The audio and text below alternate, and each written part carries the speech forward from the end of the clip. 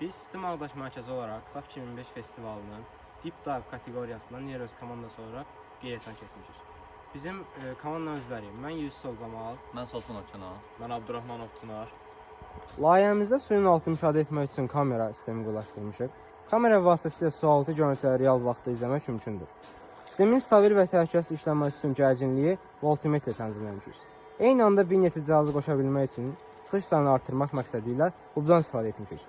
Motorların idarə olunması üçün ECC-lərdən istifadə edilib və bu qurğular vasitəsilə motorların həm fırlama istiqamətini, həm də sürətini idarə etmək mümkündür.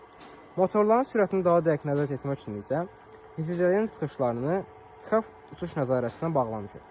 Bu sistem sayəsində həm cihazların enerji paylanması, həm də sualtı hərəkətin idarə olunması dəqiq şəkildə həyata keçirilir. İndi isə robotumuzun hərəkət prinsipini göstərirəm.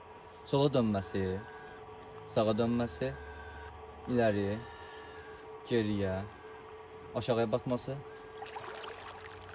yuxarıya çıxması